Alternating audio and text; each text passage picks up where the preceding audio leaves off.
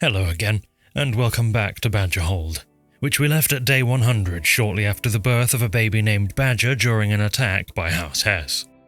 Today I'll continue Badgerhold's story all the way to 300 days, assuming it lasts that long.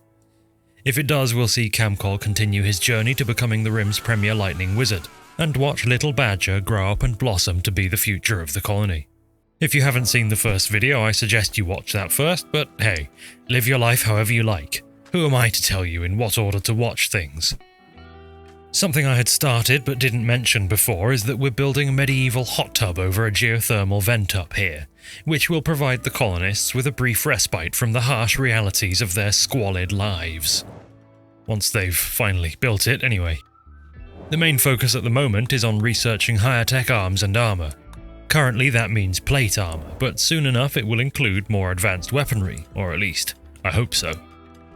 To research said weaponry, however, as mentioned previously, we'll need schematics, which as far as I understand can be found in ancient dangers and quest sites on the world map, so we'll need to be more proactive in that regard from here on in. More pressingly though, you might remember that Gomi and Bilkomnio have the plague, which is only really an issue for old and frail Gomi, whose withering immune system has seen just one too many once-in-a-lifetime plagues. It's just about keeping up though. I'm sure he'll be fine. Alright, so like I just said, we need schematics. The first opportunity to go out raiding the world map has presented itself. A quest from House Amboise to deal with a brigand camp, which I accepted for some gold and a gene pack that will obviously just degrade since we can't properly store it. Anyway, we're not going just yet. We've just finished the plate armor research and jewelry caught my eye with these seemingly enchanted gubbins that grant some amazing stat bonuses. Though I have no idea how you actually make those. Whatever, House Oswin is here to have another go. The raid goes about as usual, which is to say, Camcol electrified their bodies into a jelly. He did get stabbed up a little in the process. It's only at this point that I realised he's actually got a fairly significantly scarred brain, which isn't ideal. There is quite a simple way to deal with that, but we'll get to that later. I picked out Lexi from the raiders to capture, since she looks decent. And, damn it, she's unwaveringly loyal. Well, execution it is. In fact, all of the good raiders are unwavering. On a more positive note, Camcol's new helmet has a duck on it. It's no golden goose, but still. Quack, quack, little Camcol. That bath finally got finished, but I'm gonna be honest, I very rarely see anyone in it. Which is a little bit disappointing considering how long it took to build, but in any case it's nice to look at and it creates a lovely little swirl of steam into the sky. On a less positive note, insects. On a more positive note, lightning wizard. Get it? Positive. Like electricity. Anyway, moving on. Gomi, the resident cranky old man of the colony, is having a heart attack. Breakso applies medical care and eventually he's fine. But let's be real, the guy is over 80 years old and living in a medieval town with extremely questionable hygiene. He's not hanging around for much longer. Let's get back to that brigand camp.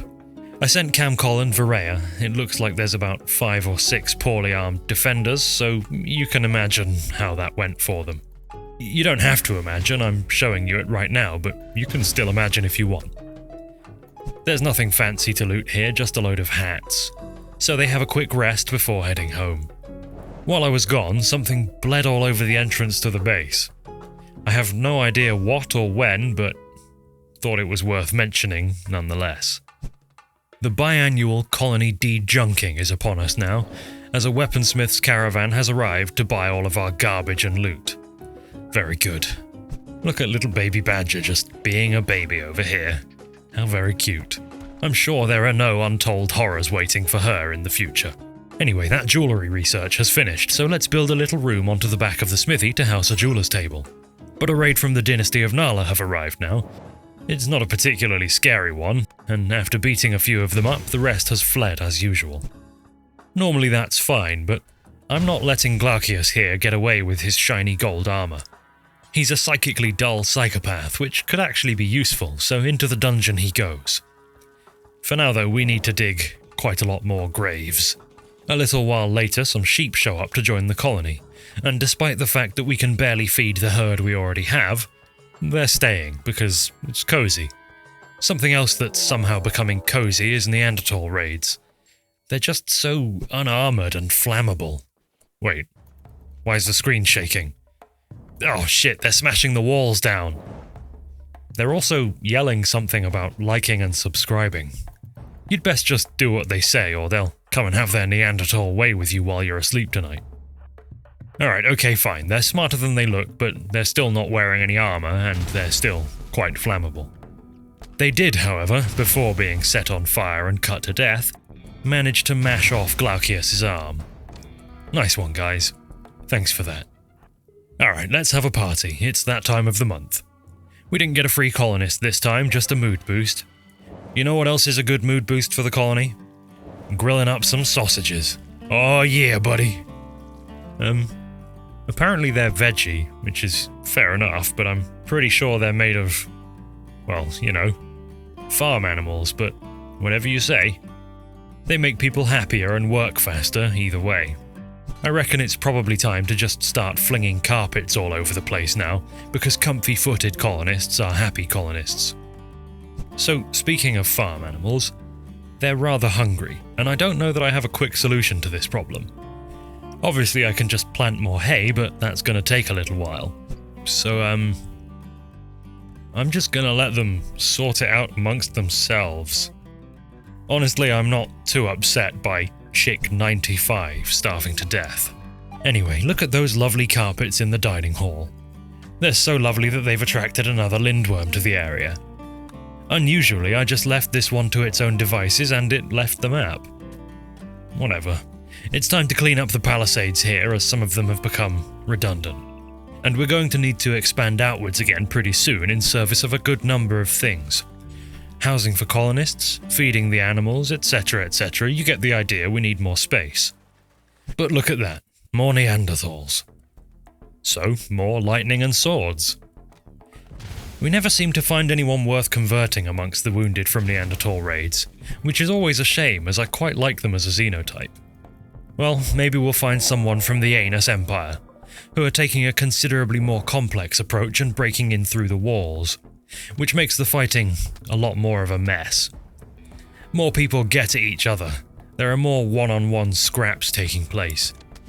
Tamas gets to bash Gomi with his mace before Camcol has a spare moment to shoot a lightning bolt across and save his old ass. I'll say that one thing you really notice when playing this medieval overhaul, especially with combat extended, is that the combat tends to result in far more permanent injuries. Guns and bullets kill people. Swords and axes maim them. A point well demonstrated by the state of the potential captives after this fight. There's a lot of missing arms, legs, eyes, and, ears. Nele lost an ear. Ouch. But that's the risk you take by wearing a head wrap into battle. More irritatingly, one of the raiders was Braixo's brother, so now he's rather sad after they died. The worst part is that when watching the recording back, I saw that his brother, Nautius, was already fleeing when Nele and Camcol double-teamed him.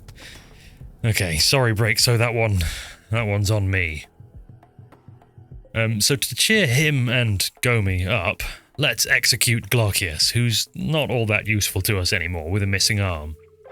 A nice thing about these piggies that I love so much is that they're more than happy to eat the fallen raiders, including Braixo's brother, which I'm sure he's quite thrilled about.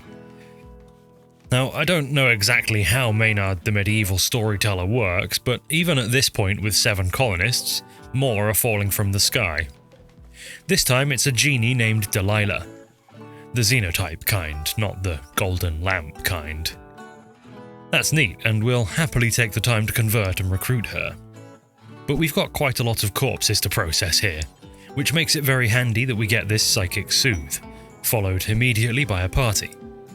The populace are girding themselves for the mass burial to come. And in case you were wondering, by the way, Camcol's wizardry is advancing nicely. He's just learned Ball Lightning, which is an interesting spell, and I can't really tell how good it is compared to Chain Lightning.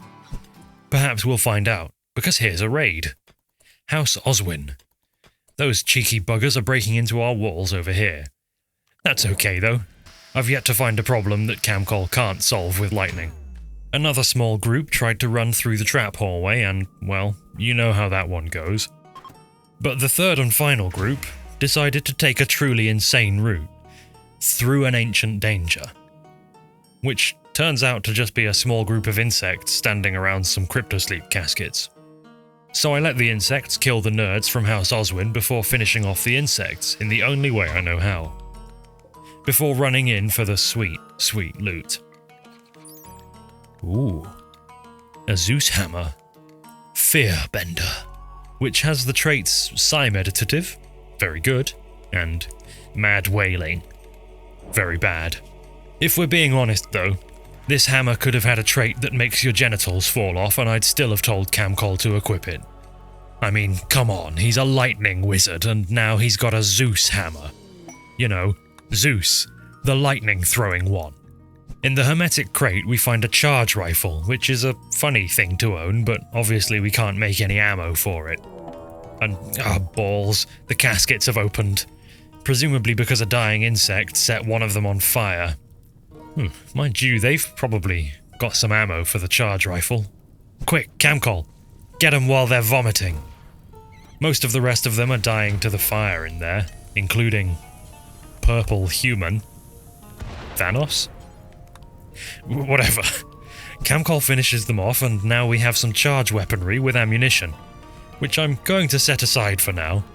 As far as the colonists are concerned, these are dangerous alien artifacts not to be trifled with. Back at base, Delilah has been converted, so it's time to start working on recruiting. I also noticed at this point that one of those raiders, the ones that broke into the ancient danger, I know a lot of things happened in quick succession there, but anyway, yeah, one of those guys was Braixo's aunt. Why are all of Braixo's relatives raiding us? Well, we'll probably never know, but we do know that we killed his aunt, and it's making him sad.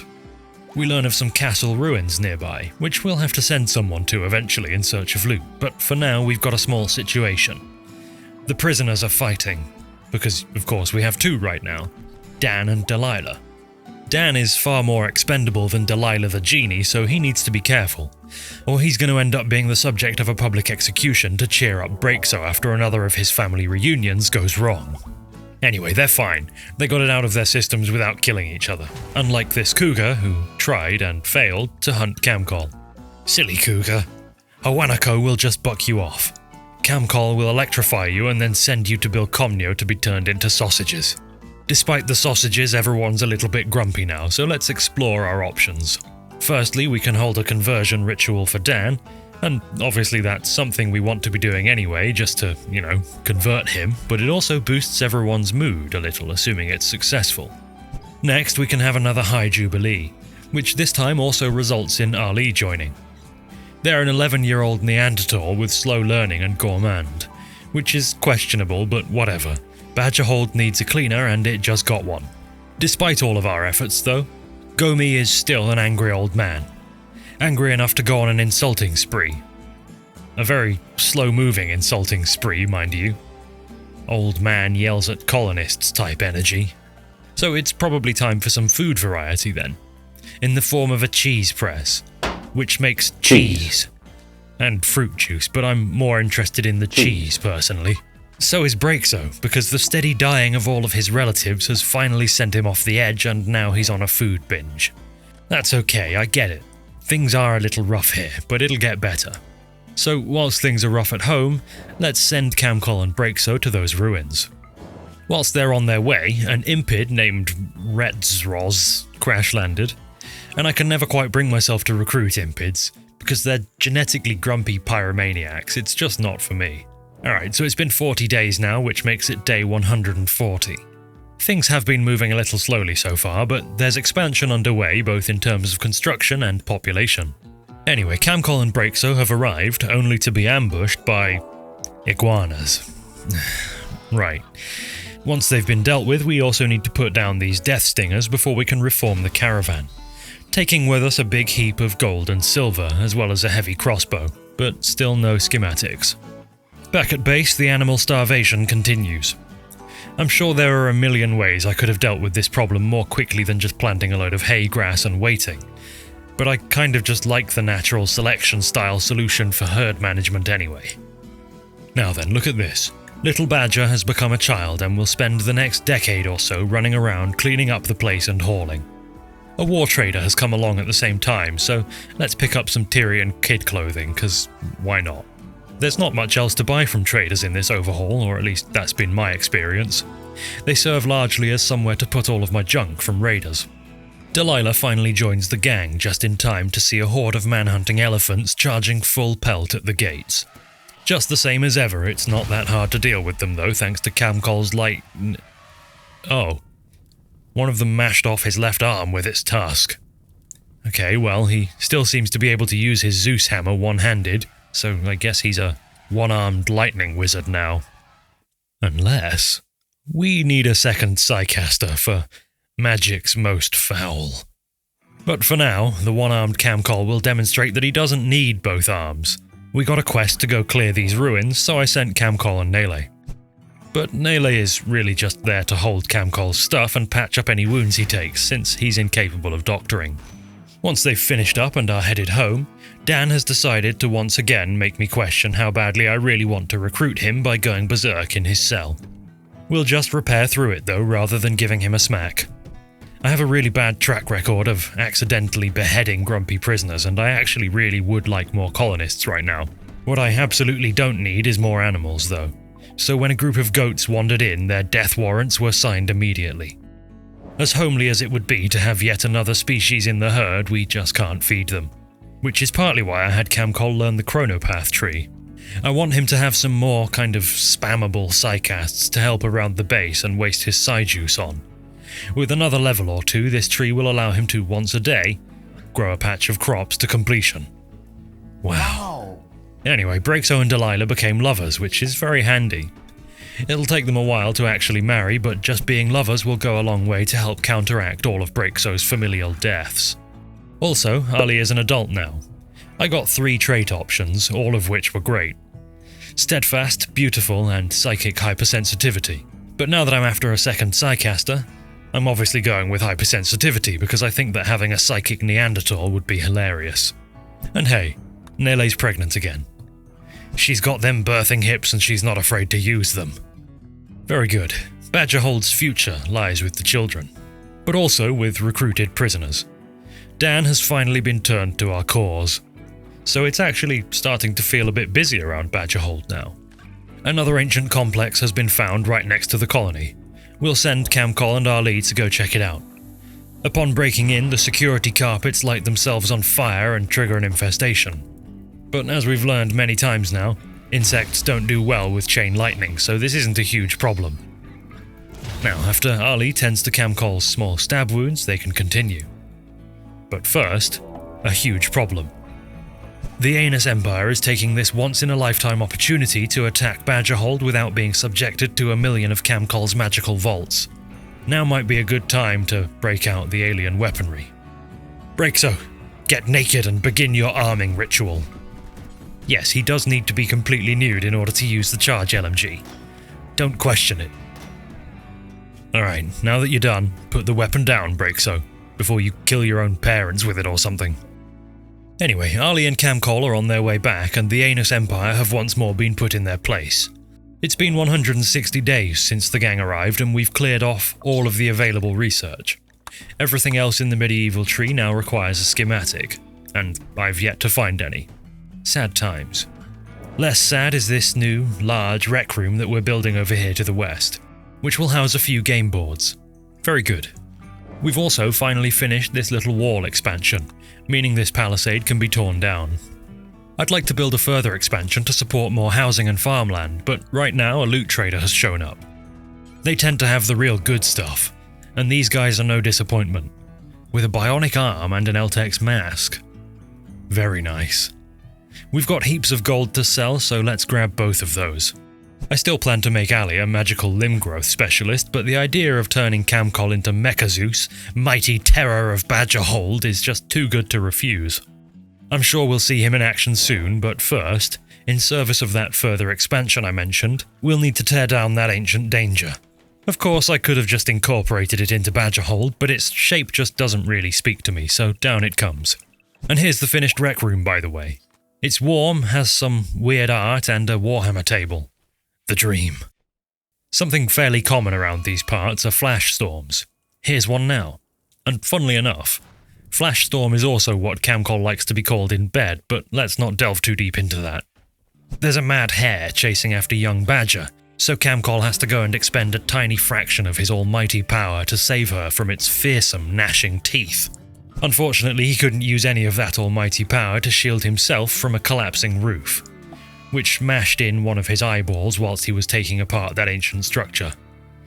Whoops, that's my bad for not ordering the roof removed first.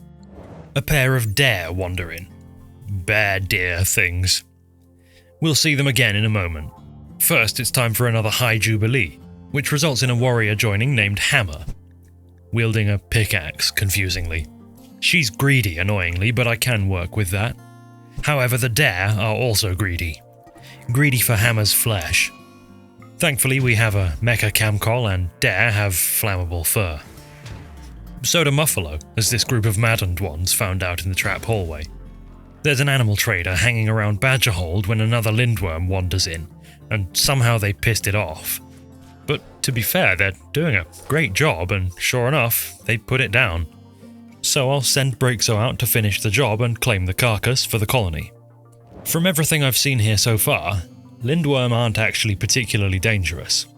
Now perhaps if you've played with the Medieval Overhaul before, you've been wondering exactly how long it would take me to realise that the bird post, cart and scribe table are direct analogues to the comms console and orbital beacons. Well, this long. I just realised that now. And my reward for realising this was another batch of insects coming up from the mine hole. As usual though, this isn't a problem. Though the number of bugs coming up from there at any one time is getting quite alarming. Camcol can only chain lightning so many at a time. He can, however, thanks to his new chronopath skills, sit and age himself 5 years to gain a load of psycasting experience. Which I don't think he should do too frequently unless I'm going to start setting up age slaves.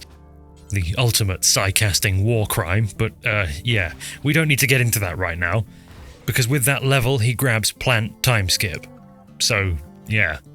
Once a day, Camcol stands in a field and magically grows a load of hay for the animals. It's probably not what he imagined he'd be doing when he put that neuroformer in his head all those months ago, but look, it's very helpful. For some reason, Dan has decided to wear a stellic crown, and, who am I to stop him?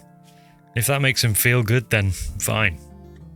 It's time now then for Nele to pop out her second sprog. Another healthy young girl, named Komodo this time. Cute. Badger and Komodo. Not so cute is a high-powered psychic drone affecting men, which is going to really upset some folks. And to follow it up, a large group of man-hunting wolfhounds. Nele, Camcol and Varea valiantly hold the... Oh, never mind, Camcol has gone to binge on alcohol. Oh well, the fight is basically done in any case. Breakso went on a sad wander afterwards too. Everyone's getting in on the mental break action, or at least all of the men are anyway. But I can handle binges and wanders though, that's really no problem.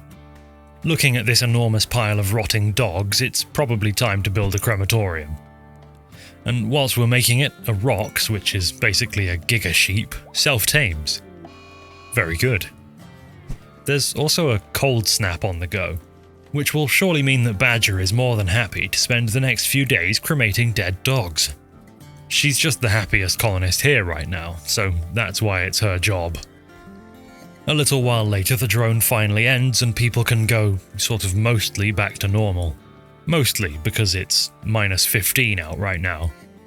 That's pretty cold. You know how when it's that cold and you're out and about in medieval-style shoes, it's like you can't even feel your toes? Well, Ali has that permanently now because he's hit a trap and lost a toe. Anyway, it's a very cold day 180. The base has grown quite a bit, and most of this space will be for housing. I'd like to spend some time civilizing the original town quite a bit more, with fancy paving, statues, that kind of thing. Right then, anyway, I told the universe earlier that I wanted another Psycaster, and it listened. Here's a quest to go and deal with a load of Neanderthals camped up on the world map. With one of the reward options being a tough skin gland, a social skill trainer, and of course, a neuroformer. Being a world map quest, the rewards arrive as soon as it's accepted. And that thing's going straight into Ali's head. She got Frost Shaper as her starting path, which will be great later, but right now we're going to unlock the Protector tree so that she can work towards regrowing limbs. I'll send her along with Camcol and Hammer to go and deal with the Neanderthals, and while they're on their way we'll build some housing in the new area of the colony. At the Neanderthal camp we can soften up the group with a load of chain lightning before having Mecha Camcol slowly march around mashing in people's heads with his Zeus hammer. He's such a badass. Every colony should have a Mecha Camcol. So this video is starting to look like it will be really long, so let's do that thing I always do where I speed through some highlights. Badgerhold finally starts producing mead. I discover that I can make crossbow bolts despite not having researched crossbows. Another minehole infest is put down by Mecha Camcol. A wanderer named Jake randomly joins the colony. He's pretty decent but needs converting. After holding a conversion ritual for him, we also have a High Jubilee, which attracts Fizzy, a waster, which I thought would be a problem, since wasters are genetically dependent on psychoid, until I remembered that we can brew psychoid tea to deal with that. Nice. And I can even use Camcol's plant magic to instantly grow some.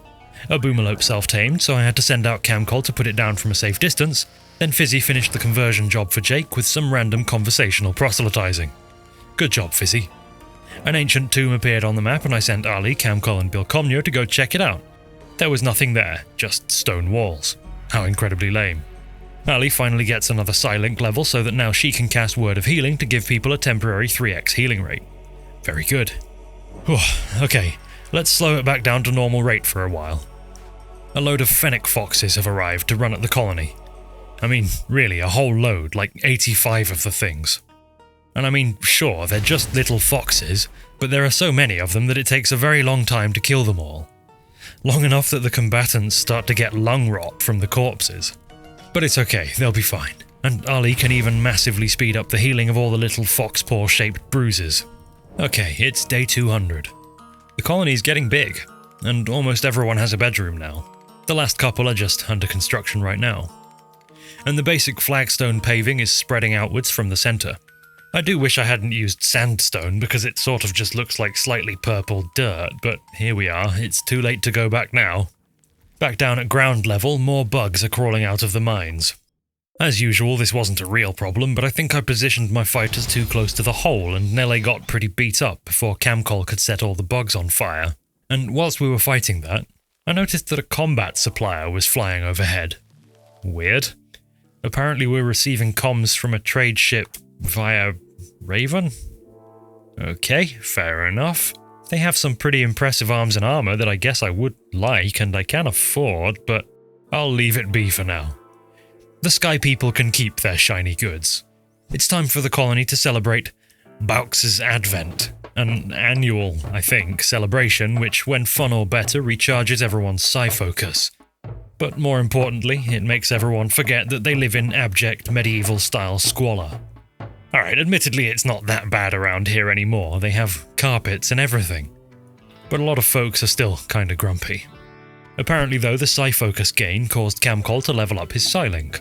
So now he can enchant items quality. A very nice and completely spammable Psycast that means your colony never produces anything lower than excellent quality. Very nice. Young Badger has reached 7 years old and as such gets to choose some stuff.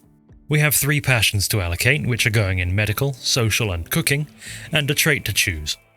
Pretty much all of the options are fantastic, but I'm going with veteran, which grants a load of combat buffs as well as bringing the mental break threshold down massively. In case it's not already blatantly obvious, I have some rather conquesty plans for young Badger once she's all grown up. Moving on, after a long period of chastity, Delilah and Breakso are finally getting married in the not particularly grand hall. It's a lovely hall, it's just not very big. Some people are watching the ceremony from outside.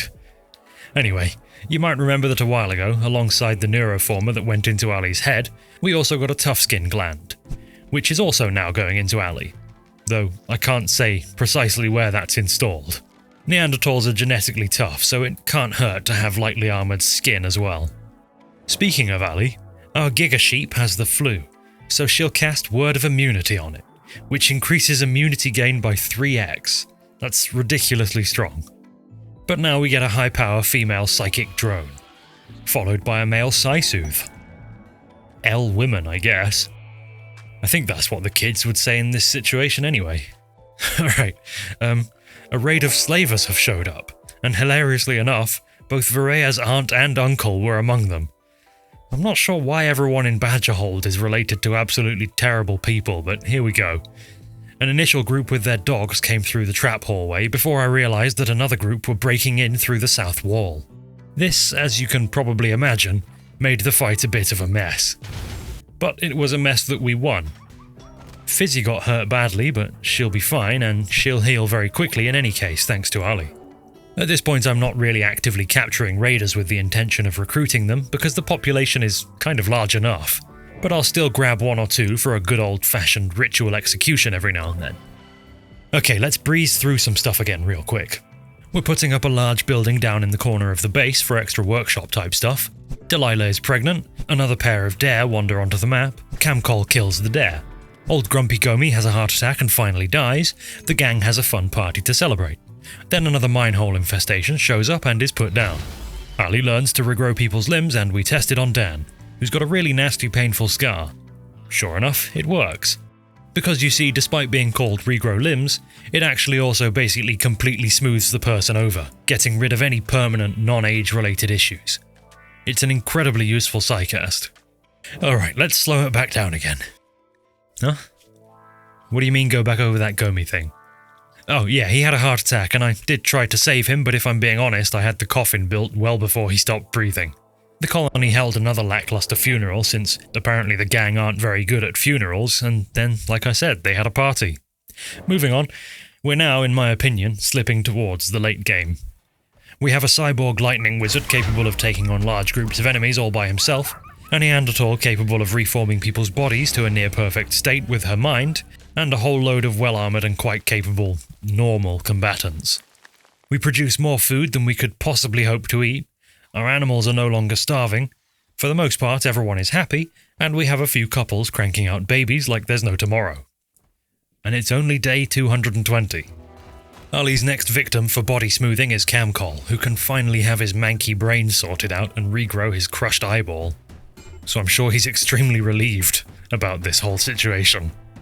Komodo has reached childhood and immediately put on a little commissar-style cap, which is slightly ominous, but okay, fair enough.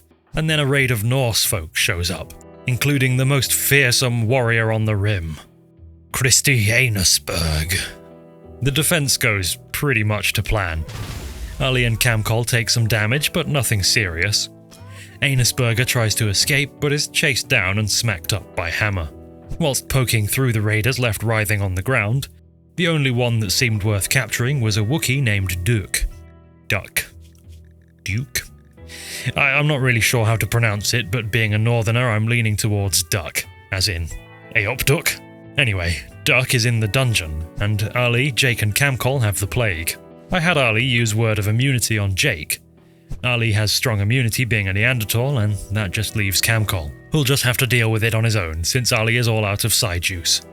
For some reason we don't seem to have enough clothes at the moment. Right now Ali is running around all plagued up and in the nude. I think we've just been using all of the cloth on carpets, honestly. In any case, it went to a good cause, because for the first time, the barracks is empty. On day 230, everyone's got a bedroom.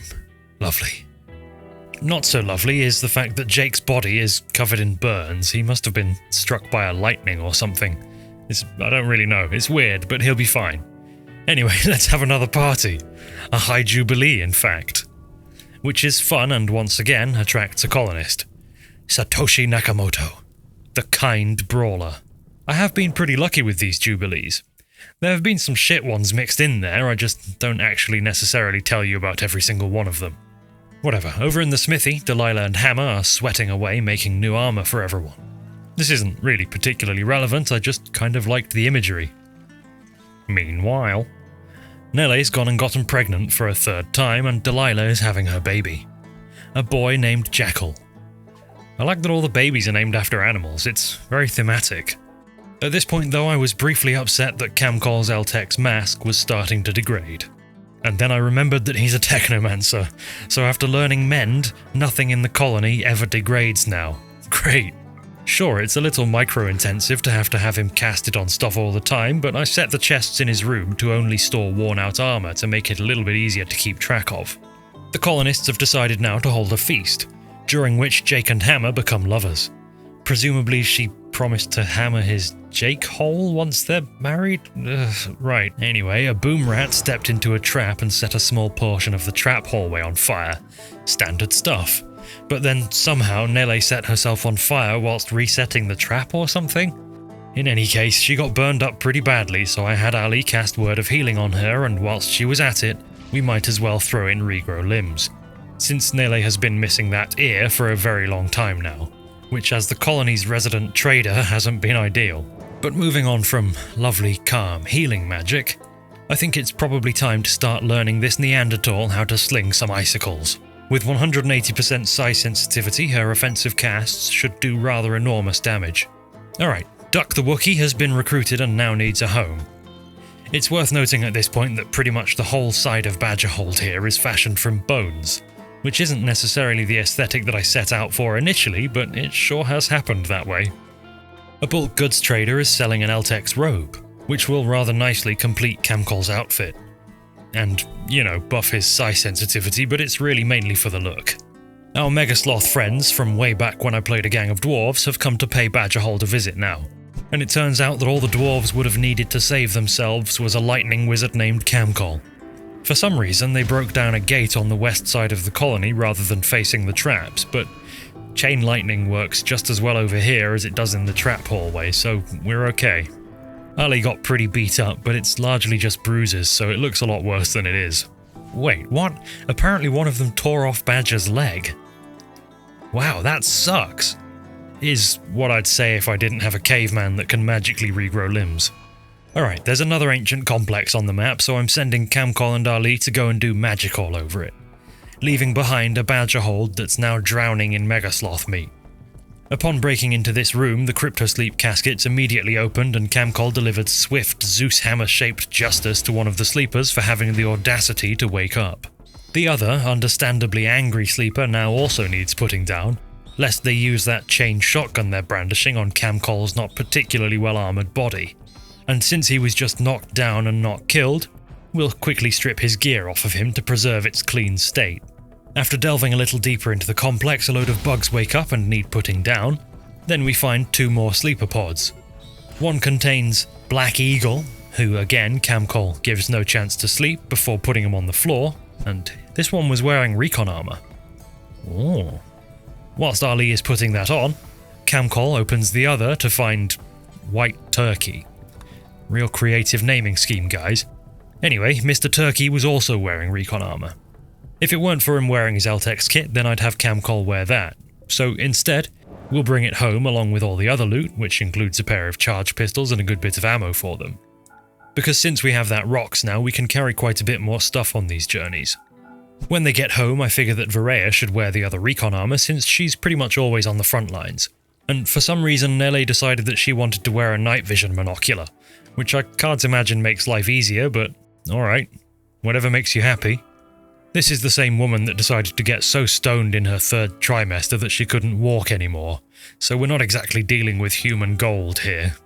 Her daughter, Badger, on the other hand, is 10 now, so we get to pick more passions into trait. She'll get passions in melee and construction as well as upgrading her social passion, for some reason, and alongside that she'll get the brawler trait, which should, alongside her veteran trait, make her something of a brutal killing machine. There's something else that will make her even more of a brutal killing machine, of course, but we'll get to that in a minute. Because right now it's Ali who's becoming one of those, having learned the Ice Ray Psycast. I know from experience how broken that one can be. We'll see it shortly, I promise. And we'll quickly build some embrasures here into the trap hallway to facilitate that. But it's time for another High Jubilee now, which came out unforgettable. Nice. No free colonist, but honestly that's probably for the best, because we've got quite a few already. We'll upgrade some of the furniture around Badgerhold now because we've got some enormous quantities of various leathers and cloths. It might not seem like the best idea in principle, but I'm sure if you were working the forge all day you'd appreciate a nice heavy woolen armchair to sit in. Nele could do with a nice armchair because once again she's popping out another human. A boy that I'm naming Fox. Hey, remember earlier when I said it was no problem that Badger lost a leg because Ali could regrow it? Well, I forgot to do that. Sorry Badger, we'll do that now. Yet another transport pod has crashed. There's a lot of them here for some reason. Anyway, it contained another Wookiee, a tortured artist. Sorry, mate. Incapable of dumb labour, incapable of being my colonist. Hey, do you remember also earlier when I said I'd show you the ice laser? Well, here's another minehole infestation, which allows me to very nicely demonstrate Vanilla Psycast Extended at its finest, by wombo-comboing chain lightning with the ice ray to absolutely ruinous effect. Oh dear, here's another opportunity. Oh boy, that's a lot of tribals. And I just used all of Camcol's focus on mending armor. But the raiders are preparing, so if we could just, meditate faster, guys, that would be great. Alright, here they come. Observe. Oh yeah, that's the stuff alright. Now, remember earlier when I also said that I'd make Badger into even more of a super murderer? Well, here's this kind of insane quest to deal with a pack of 29 forest constrictors for a Psylink neuroformer. This could be a good time to break out the alien weaponry again. Breakso, take off your clothes and slather yourself in tallow. It's time. Oh, okay. Never mind, Breakso, you needn't have bothered. So here's our reward, which is of course going straight into Badger's little underdeveloped brain. She started with the Necropath tree unlocked, which is pretty metal, but I'm getting more of a cross the world burning down medieval villages kind of vibe from Little Badger. Speaking of psychic stuff, Ali is starting to work on the Empath tree now, because on-demand Psi-Soothes are pretty good. Alright, it's day 260. This place really is quite something. The population is about as high as I'd want it to be, and it's almost entirely tiled in one way or another. Let's all have a dance party to celebrate what a lovely colony it is. But whilst the colonists party, foul treachery is afoot. Our eternal foes from the Anus Empire amass around Badgerhold in horrifying numbers. By the time the colonists leave the temple, smiling ear to ear after an unforgettable party, the raiders have breached the walls and are burning down Badgerhold. Camcol makes a hole in the wall and ushers out Badger and Komodo before making a last stand to give them the time to escape. With Badgerhold's legacy secreted away, despite putting up a glorious fight, everyone left behind was either killed or kidnapped by the raiders from the Anus Empire. Young Badger and her sister Komodo stop a little ways from their home, taking shelter in some ruins, all too aware of the hardships and perhaps conquests in their future. Oh, dearie me, what a story this was. Another interesting story I read recently was one about how Google has allegedly been doing some dodgy things with their ads, so I thought now might be a good time to mention my Patreon, just in case. My income is in danger. Anyway, all good stories have a beginning, a middle, and an end. And whilst this might be the end of Badgerhold's story, it's only the beginning of young Badger the Fire Witch's epic tale. Please remain indoors. Raiders from the Anus Empire are out there. So thanks so much for watching, and until next time, goodbye.